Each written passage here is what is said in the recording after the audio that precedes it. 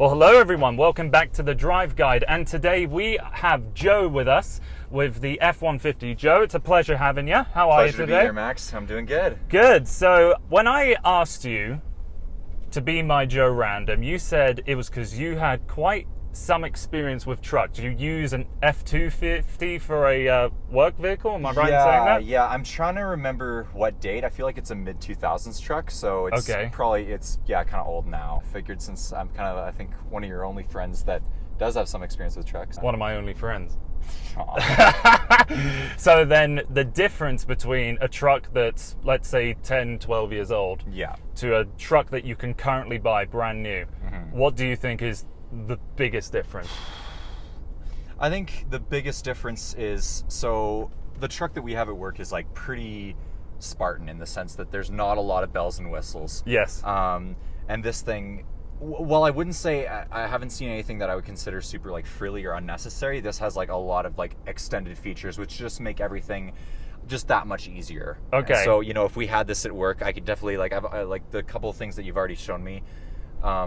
There's a lot of things that would just make things a little bit smoother. So are we referencing things like the 360-degree camera? Yeah, the 360-degree camera, I really like that because there are often times where, especially when we have like a trailer on the back and we just need to kind of see where we are like from a top-down view, because obviously the back camera wouldn't help with the trailer. Yeah, so it's interesting you bring up trailers because this truck has the heavy-duty towing package.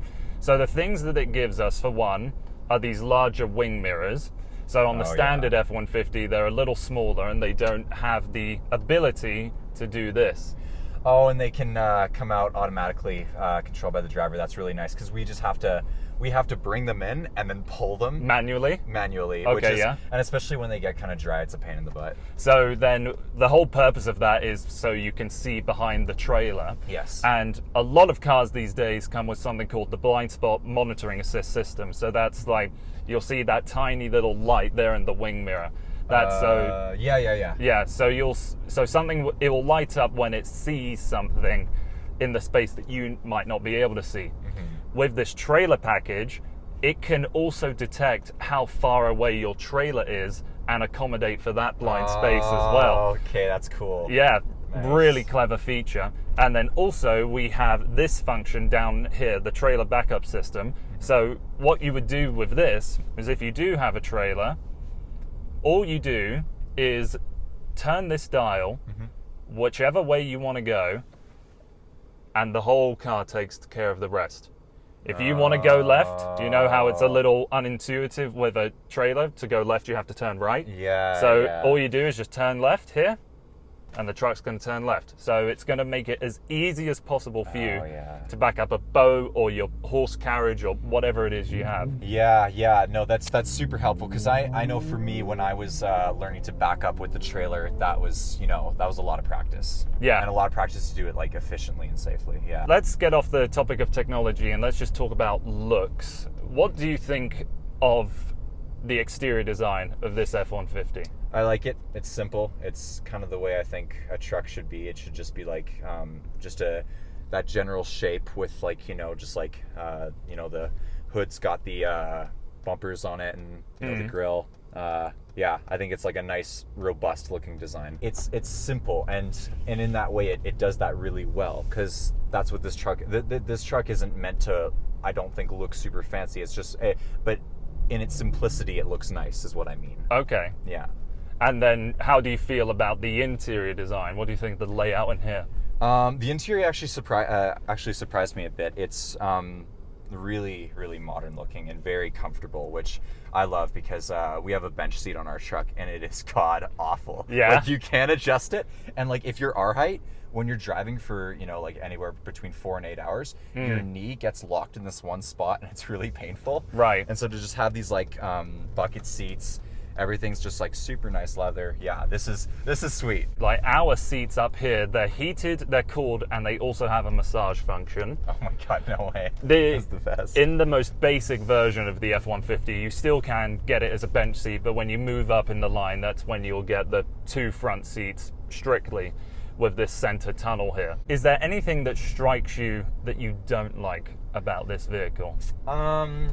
So back when you were showing me kind of the ergonomic system in the back to help you get up the tailgate with like the handlebar and stuff, that might be useful if you're getting in and out of the tailgate a lot. But generally with my work, you know, you take the tailgate down, you jump up onto it, you load all your stuff. Like the amount of time it takes to set that up, while it's not that long, it's long enough that I can't see it being used that much in my line of work. And because you're using it so frequently, you're popping that thing on and off so much. If that thing could flip out in like a second, which would be really hard to design, like maybe, but it's just one of those things where generally the people that are in my line of work are pretty fit people anyway, so you don't need that.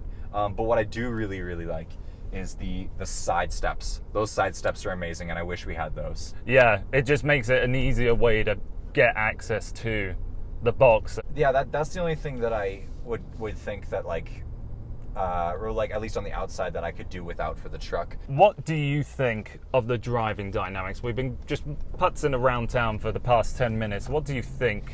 It seems to have like a good turn radius for the size. Like it's not like too wide, or you don't have to be too careful. Okay. Yeah, definitely smooth ride, good suspension.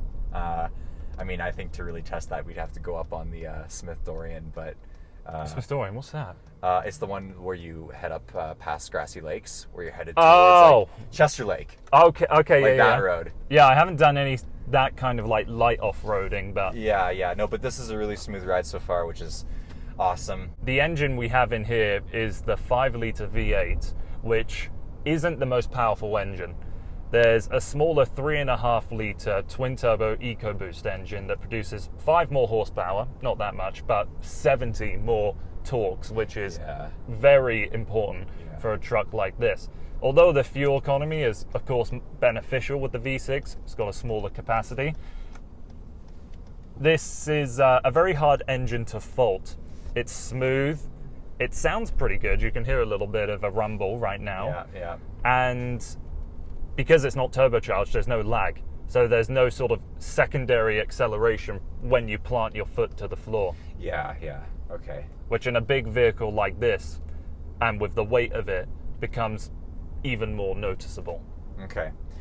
This is gas, right? Not diesel? Yeah. Okay. So the big thing for the 2018 model year is that Ford is finally putting a diesel in the F-150. Okay. It's a 3-litre unit, and it's related to some Land Rover Jaguar products. Okay. Because back in the day when Ford owned Jaguar, that was an engine they had built together. And that's actually an engine that I really want to test out, because I feel like the F-150 should have always had a diesel available. Yeah. It just makes sense.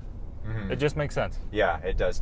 How far can this thing get on one tank of gas? So I have been able to average about 12.4 litres for every 100 kilometres.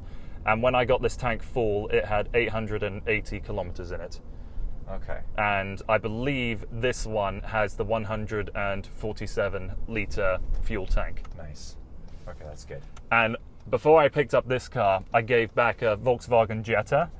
That car, I was able to get 7.2 litres for every 100 kilometres. It had, I think, a 47 litre tank, and it could manage 890 kilometres per tank. That's the downside of any of these kind of vehicles, right? You're never going to get great fuel economy. No. But, I mean, it's also not really the point of it either. It's just meant to, haul heavy loads and things like that. Yeah. Is there any other questions that you would want to ask me about this truck? So I saw on the side it said F-150 Platinum. Yes. What does that actually mean? So, in the hierarchy of the F-150, the Limited is the top trim, and the Platinum is the second best. With the Limited, things you're going to get that you can't get here are larger wheels, more chrome, maybe some other nice interior options, but to really tell the difference between those two, it's not significant. Okay. For the F-150 Raptor, they like to consider that its own model, so it doesn't really align with that hierarchy. Mm-hmm. But the truck that we're in right now, actually, I'll let you guess. How much do you think this truck costs? Oh, what would you? 50,000. You think this is 50,000? I'm really bad at guessing the cost of cars. Okay, because I'll tell you that this truck costs $76,000. Okay. So we've just parked up and we're about to finish up the video, but are there any final thoughts for you? Is there anything else you want to add? Anything you want to say? So does this come, you said this comes in an option where there's no back seats, it's just kind of like a bench seat in the back? So the way this can work is that we have the regular cab where it's just, you know, past here, nothing exists. Yeah. Then we'll have the Super Crew, which will still have these bench seats, but it'll have that half door option where it opens the wrong way. Yeah. And then we're in the Super Crew. And what's the, how big did you say the cab was in the back? Or The bed? Or the bed, sorry, yeah? Yeah, 6.5 feet. You can get a 5.5 and a 6.5. There is an 8-foot available, but not in this specific vehicle. The way this car strikes me is, you know, great for work in the sense that, you know, good for hauling, good handling, which is really, really important. But then on the inside, you've just got a little bit more of those creature comforts, which I think everybody kind of wishes their work car had a little bit more of. Well, I mean, so many people are buying these sort of vehicles as luxury vehicle alternatives. You know, you can't really get many sedans that have this much interior volume.